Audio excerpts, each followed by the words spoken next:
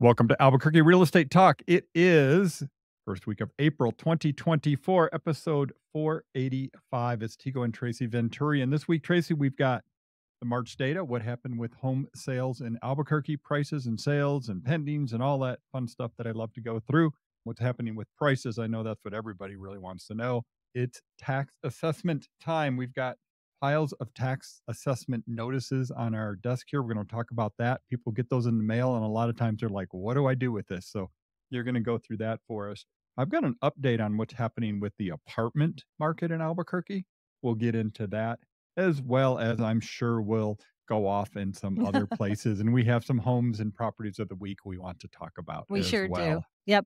Some great open houses this weekend. A few homes that came on the market just in time for the weekend. So you can check those out on our website, welcomehomeabq.com, under the open house tab and find everything there. Or, call us. We can tell you. We have one in Corrales, new on the market under 500,000. One in the near Northeast Heights that just came on the market, and a few other open houses. I know there's one on 1856 Calle Barbarita as well. So if you want to know, that one's in the valley near Rio Grande and Griegos. A really beautiful home, very high end finishes. So Well, since you went there, let's just talk about that. We did see another little, I want to call it a surge, but I don't know, maybe a tiny surge, a little bump in new properties coming on the market this week.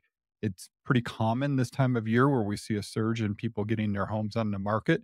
So we have seen a little bit of an increase in the number of homes on the market. yeah, we have. It is that time of year. This week we had some nice days and some not so nice days. And this weekend, again, a mixed bag of weather. But it seems like once we hit some really beautiful weather, everyone's out looking for houses and people think, okay, it's time to put my house on the market. So yeah, we're hitting that time here in April. Well, it's spring, and you know how we can tell it's spring in New Mexico? Everyone's sneezing? No. No, it's sunny and crisp and warm sun during the day, crisp nights, and the wind is blowing. Yeah.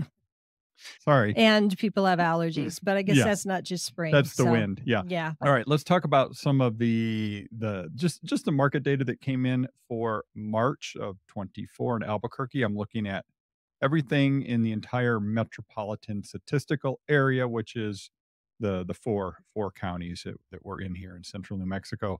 And I want to start off with the number of sales because that's really the number that has been shockingly low. The number of homes that it's sold in the Albuquerque MLS. Oh, I got to change it. I just got to change a stat here. I don't have it lined up quite right. Okay, it's down. I mean, it's definitely down. To put it in context, this last month in March there were 740 homes that sold In March. in March. If we go back to March of 2 years ago, it was almost double that. So I'm not 2 years ago, but 3 years ago. So the number of sales have definitely seen a When you said pullback. 700 something for March, I thought, "Oh my gosh, that is significantly down." And yes. Yeah, Wow. and so it is something we're keeping an eye on, but yet at the same time, there's people out there that wanna buy. There's people that are out there Absolutely. that are waiting for the right home to come on the market. So it's not for a lack of demand. The No. demand is there. The things that's holding people back is affordability, of course.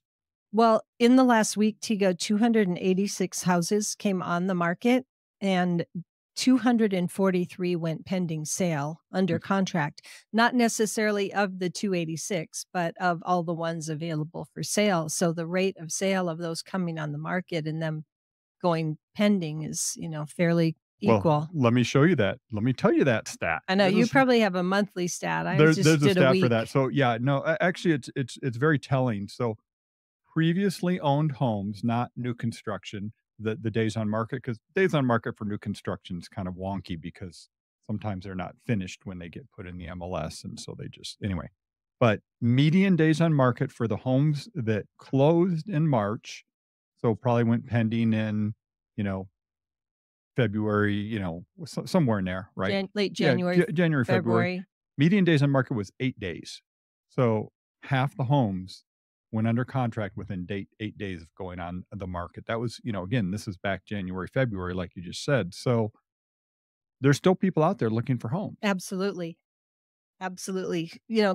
Just to switch back to my 1 week data, Mhm. 100 and properties had price changes in a week. Yeah, that's not unusual. Yeah. Again, you hear stats like that, like, "Oh my gosh."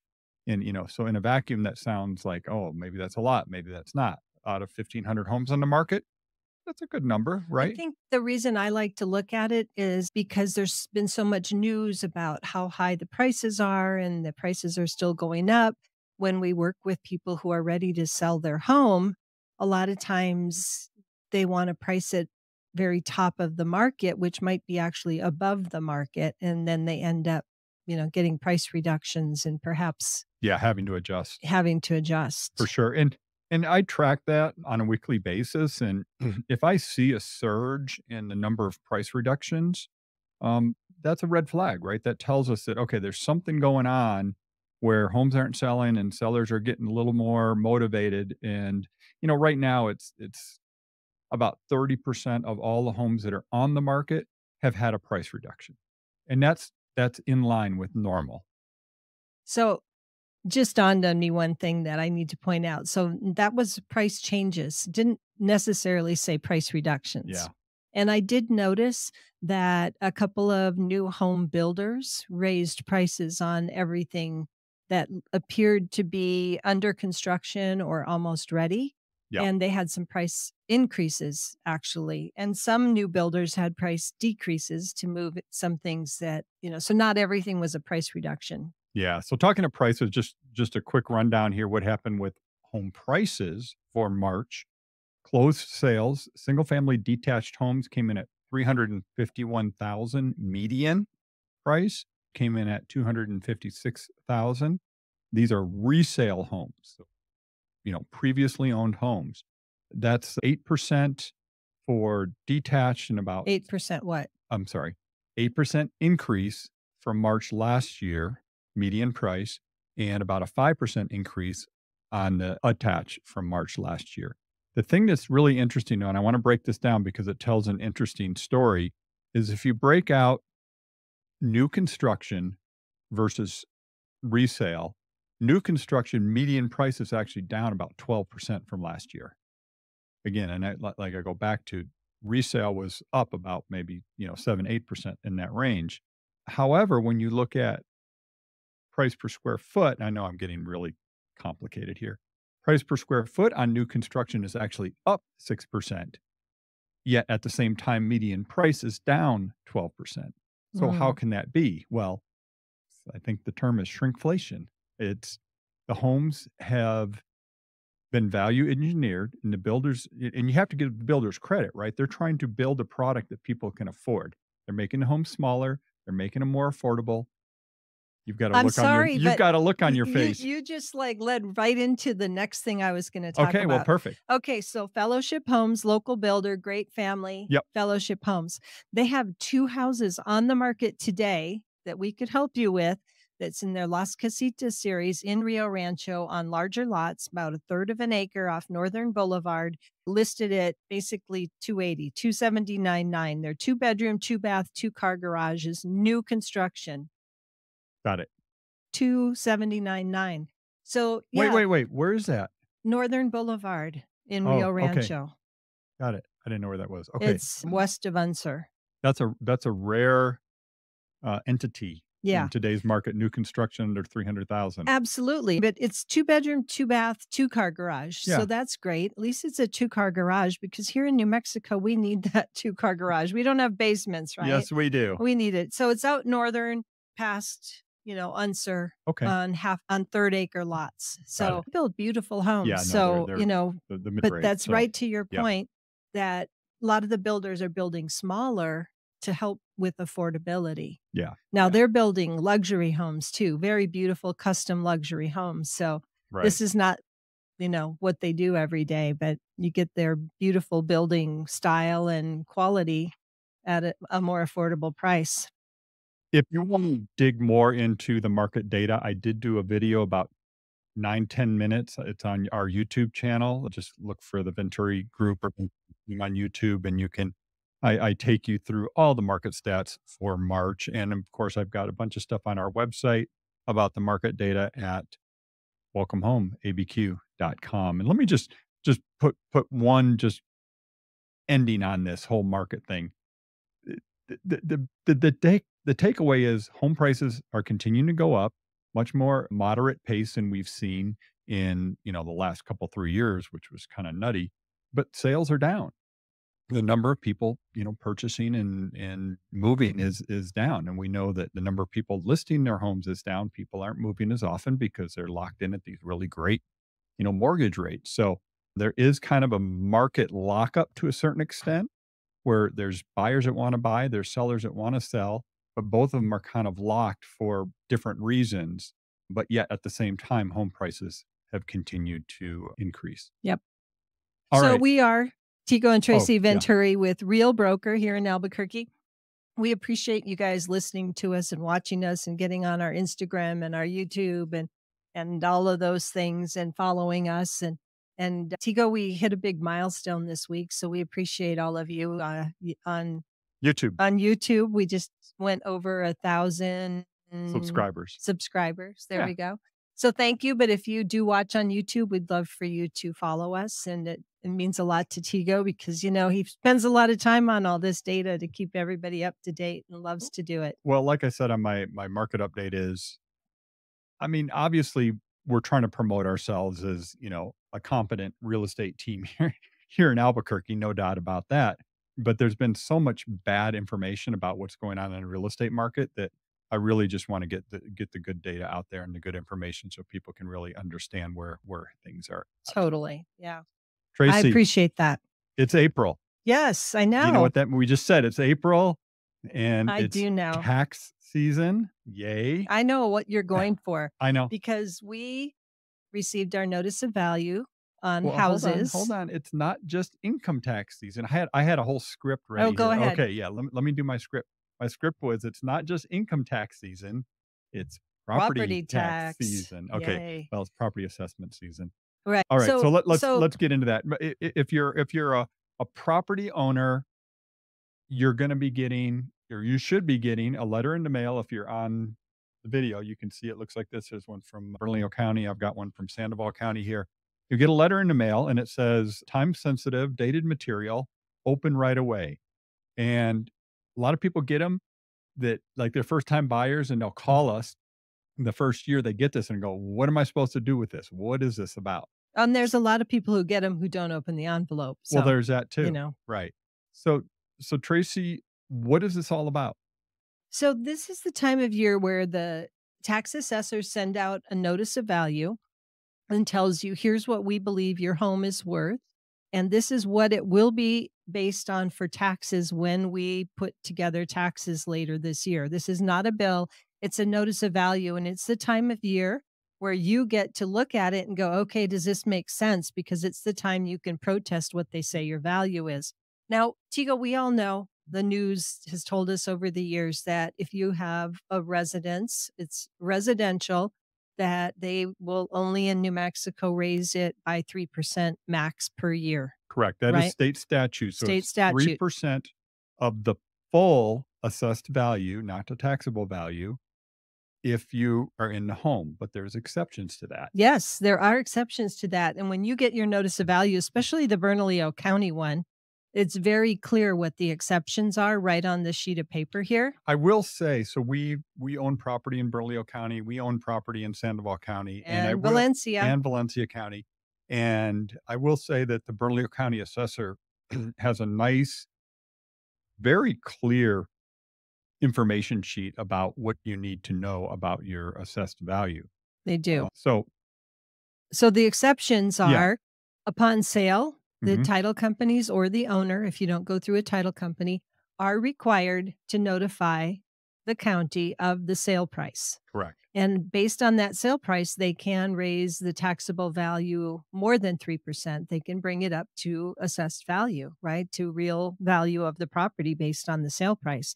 So that's when years ago we had that whole talk about tax lightning, where people bought a house and they were surprised because the taxes went up so high. So now as realtors, we disclose what the taxes could be based on the sale price. Yeah, because what'll happen if somebody's in a home, let's say they're in a home for 20 years and it's only been increasing, the assessed value has only been increasing 3% per year. When they do sell that property, and the assessed value may be 150,000 and the real value is 400,000. So that new buyer is going to see the current tax bill based at 160, and then, the following year they get a tax bill based on 400, and it's going to be a shock. So yeah, people need to understand that when they do purchase a property, it can get reassessed at full value. There's no cap. Right. Another exception, Tracy, is if you do like a major remodel and upgrade the house, Or add do on to addition. it. Yeah, that could trigger a reassessment. Right. If you change zoning, that could trigger a reassessment. And again, the 3% cap, it's just for residential. And there's a whole, I don't know if I want Let's to go not down go the- there. No, So- well, let me just say it. There's a debate out there about right now if like Airbnb short-term rental type properties should get that. If they're And residential. yeah, if they're residential. And that's just a debate that's out there. I'm not going to go anywhere with it. It's an interesting debate that's happening. So Okay, let's the talk other about. thing Go ahead. about that Yeah. is sometimes properties are sold and they don't go through the title company to automatically send the assessor's office the sale price. So you will get a letter in the mail typically saying, hey, you need to tell us within 30 days what you paid for that parcel. So sometimes that's how it happens too. Well, And in that state it's- statute, by right. statute, you are supposed to do that. Right. It's interesting because I read the fine print and it said failure to do so can be a misdemeanor. So Yeah. yeah, you probably want to do that. So, a couple things I did want to talk about, and I actually interviewed Assessor Damian Lara for Bernalillo County here for, a few months ago, 6 months ago or so, and they do have some tax savings programs that I think people need to know about, and one of them is head of household. Right. So, one person, primary resident, you can take $2,000 off your taxable value, which is only a third of your full value. So But that's you have to do that proactively. correct. You have to get with the county to apply for head of household for that deduction. The other tax programs are if you are low income, there's some And income limits, 65 or older, 65 or older, or disabled. you qualify for a value freeze. Again, you got to talk to them and make sure you qualify. I'm not giving any advice here, but I just want you to know it's there. Meaning that they'll freeze the value wherever it currently is, and they won't even do the 3% per year. So I worked with a home seller this past week. The house is already under contract, and it was that way. It had the value was frozen, and the seller said very clearly, "Hey, I want to make sure that whoever buys my house knows that my taxes are unusually low because I'm over 65 and I got the county to freeze it." Yeah. And I was like, "Well, good for you. I didn't, most people don't know about that, right?" So he was lower income. He did really well his whole life, but he doesn't have a lot of income now. He's fine. Yeah. But he was able to freeze the value of his property. So when it is sold, it will jump up because the new value is different. Yeah. Yeah. Yeah. And then there's another one, Well, right? there's two more that apply to veterans. Well, one of them is any veteran. There is, again, you gotta apply for it, but you have a $4,000 reduction in your taxable value. But if somebody's 100% disabled veteran, they don't pay taxes. Again, you got to qualify for it. They You got have to go to fill through the out the process. Yeah, paperwork. yeah. They have to get something from the VA. The VA is really helpful about that, though. They will are. help people do that and get all their information together. So there's that. So more tax. about property tax. Yeah. Anyway, go ahead, Joyce. Well, I was going to say, the time that you can protest the value, if you opened your notice of value, that's the most important thing. I just interrupted you. You noticed your notice of value. You feel like it's high. We can help you with that. If we can find homes that have sold in your area that are similar for a lower value, we can help you if you want to protest and have to have some sort of justification for it. Or if you bought your house last year and it was $200,000 and they're saying it's worth $300,000, get with your realtor and get a copy of your closing statement if you don't have it, and protest it and submit a copy of your closing statement along with it. Well, there's a lot of people that'll look at it and go, well, this seems high, but they don't know. Right. And we can help you with that. Just reach out to us. That includes vacant land as well. We can help you, get basically a baseline and see if it makes sense for you to do the protest or the appeal, I guess they call it. The thing that's important to remember about that is you only have 30 days from the day it was mailed to make your appeal of the value. And there are companies that will do that for you. If you feel like you bought a building, I know somebody who bought commercial real estate, like millions of dollars was the purchase price.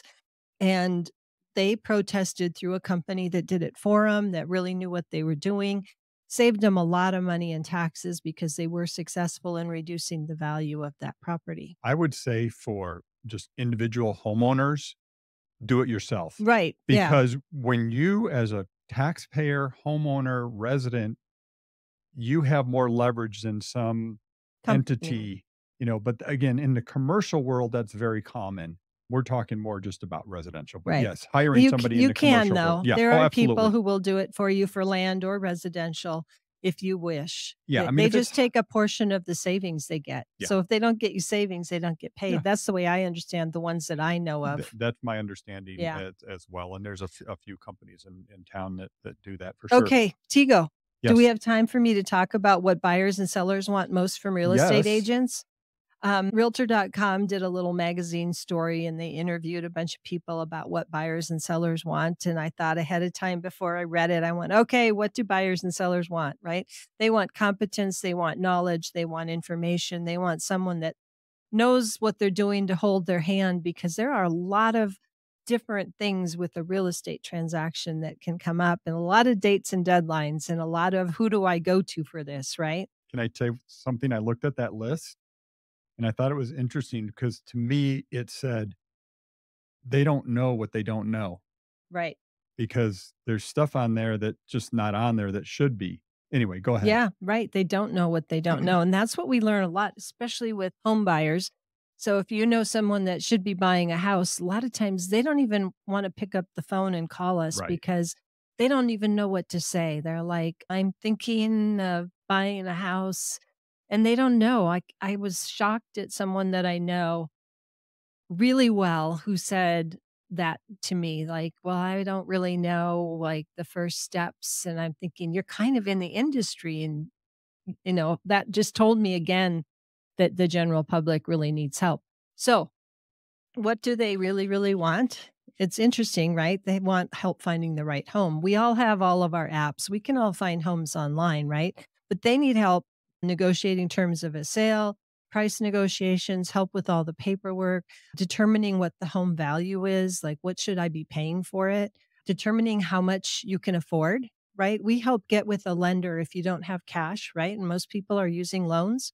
We help them get with a great local lender to help determine what they can afford. And not just what you can afford, but what you're comfortable with your monthly payment, right?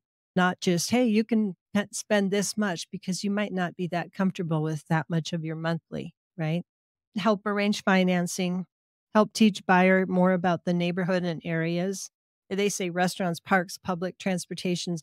I love to, when we're showing homes, I love to talk about livability and what makes people want to be in a certain neighborhood and what are the benefits and attributes of this location, right? Because right here by our office, we've got amazing parks, the Albuquerque open space is right here. We've got trails all throughout the valley and along the river that make it really special, right? Yeah. But somebody coming from a different part of town might not know that 2 blocks away there's a parking lot and a paved path for 35 miles, right? But also teaching people about the whole process and being a homeowner. That's pretty hard, right? Like a lot of people don't even know, like setting up utilities and things like that. They haven't had an apartment even where they had to do that. So Mhm. Yeah. it's that whole process, a lot of things that we learn. So let me give the things that not on that survey that people don't know that they don't know. Right, So what questions to ask? right. Like if you're a first time home buyer, you don't even You know don't even know. what questions to ask. Right, Another example is in our residential sales, there's probably a dozen different variables. Again, if you don't even know what to ask, is it in a PID? Is it in a HOA? What do I need to know about the HOA? What do I need to know about the PID? Is there CC&Rs, right? And, what inspections should I be getting? Again, it's all these questions you don't even know what to ask, right? Right. When you get the inspection, what should I be worried about, right? There's so many things. To me, that's the value. In our purchase agreement, I've tracked it before. There's 48 potential dates to keep track of from when you go under contract. Now that's the maximum, but on average, there's probably about 20 different dates that you have to keep track of from going under contract to closing. Because there's contingencies. Like, people don't even know what contingencies are. So what does a contingency mean? Right? Is there the financing contingency? Is there inspection contingency? Is there HOA contingency? Is that right? So to me, that's the big value when we talk about, what realtors do. It's not finding homes. Right. You know what? In listening to that list, Tigo, I think about some of the things that we know from showing homes for 20 years, right? We know about polybutylene piping. We know about Orangeburg. We know about Well, Kitech we have that list. It's the red flags list that we that created. we created of Right. different areas of town, different neighborhoods that we just know that there might be some things to consider.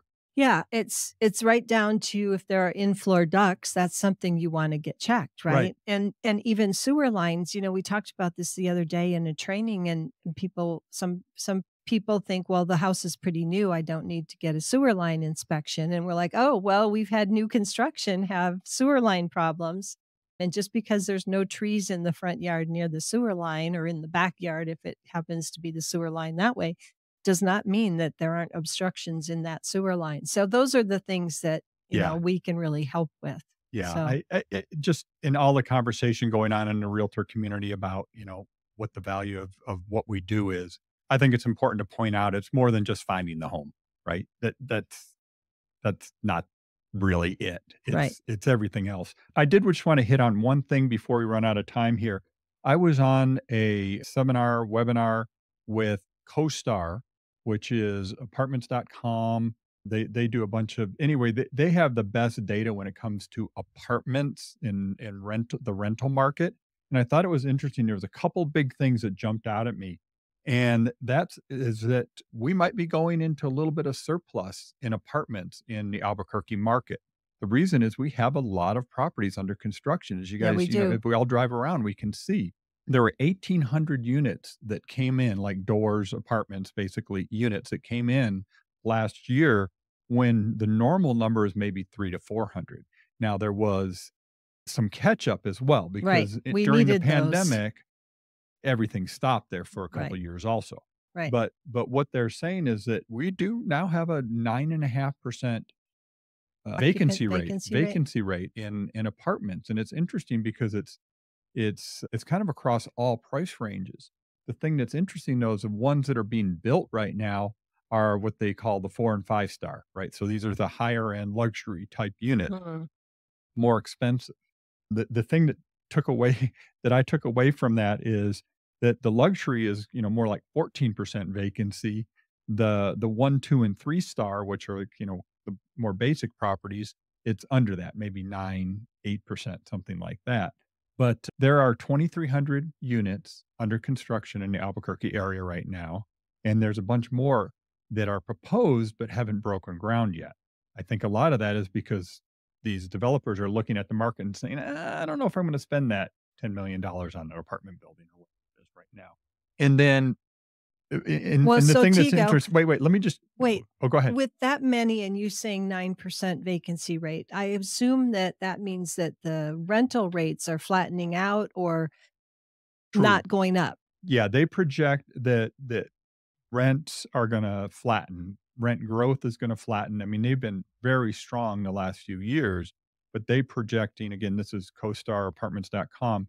They're projecting 1 or 2 to 3% year over year price appreciation in rentals, which is for the consumers, for the end That's good. users, that's good because that's lower than the rate of Just well, not home price. No, no, no. It's lower than the rate of wage gains, right? So because right now the wages to cost of housing is way out of whack, and we Right. know that. And then just the last thing that was kind of interesting of all the units that are under construction, this 2,300, most of them, 60% of them, well, not most, but a good portion are the 4 and 5 star units. These are the luxury higher end, type properties. There's about 40% that are 3 star, which are still, nice. They're kind of middle range.